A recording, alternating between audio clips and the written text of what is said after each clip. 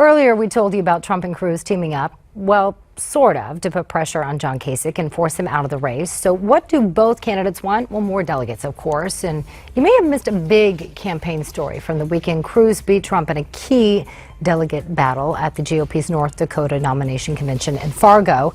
Cruz picked up the state's 25 undeclared delegates. Those delegates can vote for whomever they want in Cleveland on the first ballot, but now they say they'll vote for Cruz. North Dakota showdown speaks to the organizational headwinds Trump faces, something that he's also dealing with now in Wisconsin.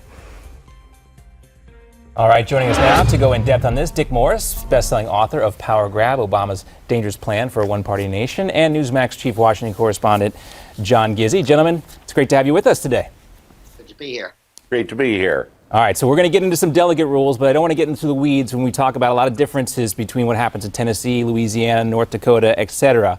But Donald Trump does look like he's trying to get serious now about doing a better job when it comes to closing the deal with these delegates before the convention. Real Clear Politics and a number of other sources reporting that his campaign has hired a so-called delegate hunter to deal with delegates before and during the convention. This guy's name apparently is Paul Manafort. Quote, if Donald Trump has so far succeeded with his disregard for the convention rules of presidential politics, his hiring this week of Manafort seemed to signal an acknowledgement that these rules are very important. Dick, can one guy who has this type of experience with delegates make a big enough difference for Donald Trump to crack through this issue he seems to be having with delegates? Manafort, is Roger Stone's former partner, so the hiring makes sense, and he's very bright.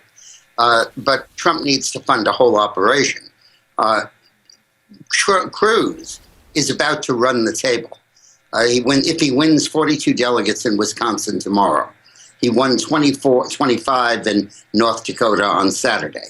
A week from Saturday, or this coming Saturday, he's probably going to win all 37 at a convention in Colorado, who again are free to vote who they want to, but he's getting his folks elected.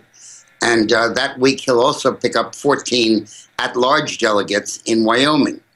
And when you put all of that together, it will bring him within about 120 votes closer to Trump, about 170 behind.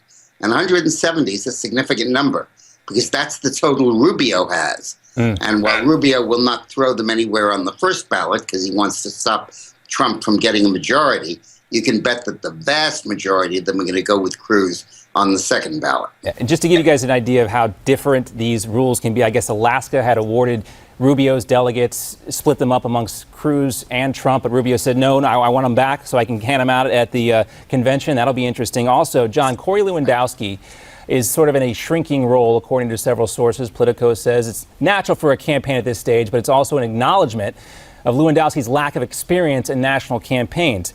We know Ted Cruz has a significant ground game, but making these changes at this point in the campaign, is it going to be enough for Donald Trump to close the deal, or is he at a significant disadvantage now? I think he's at a very significant disadvantage.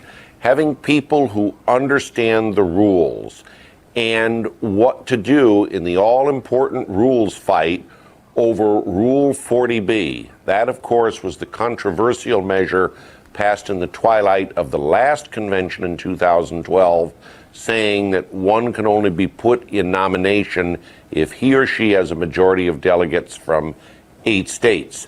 The Romney people put that in to keep Ron Paul from being nominated, upsetting his supporters. The rule is still on the books. It'll be considered by the Republican National Committee's Rules Committee and then by the convention. Again, this is a battle in which the lines are being drawn, the rule books are being studied, and if one does not have a team that knows how to fight over a complex issue like this, I'd say he or she's in big trouble. A part of the problem that Trump is talking about, that he's dealing with, we mentioned North Dakota, he's also having issues in Louisiana and Tennessee. Trump won both of these states, but he says his delegates are being stolen based on the rules in those particular states. What does it say about the Trump campaign, Dick, at this stage, that they're complaining about stolen delegates, but the rules are the rules? They obviously didn't think about this well before they ran into these issues. Don't mix up the first and the second ballot. The Louisiana votes and Tennessee votes are all going to go to Trump on the first ballot, or as many as were awarded on primary night. But it doesn't say who casts those votes. So what Cruz is doing is going behind them into the state convention and getting Cruz bodies in all of the Trump seats. Now, those Cruz bodies will vote for Trump on the first ballot, as they're required to. But when that requirement is lifted and the second ballot approaches, they tear off their Trump masks, and you see that beneath them, they're really Cruz delegates.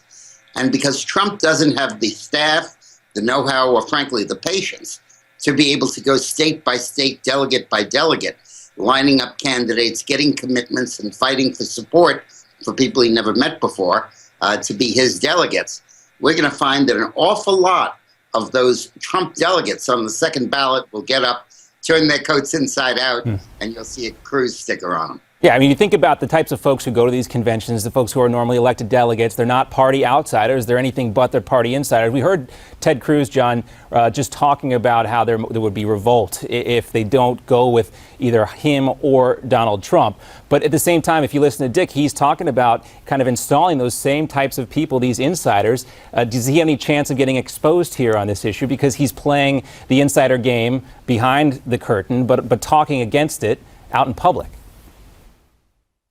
Well, I would just point out to you that, again, like it or not, Cruz is electing the bodies. Dick said it well. And even more important, and coming ahead of a second ballot or a third ballot, is the fight over rules. Right now, I would give the advantage to Cruz because he would have the bodies there.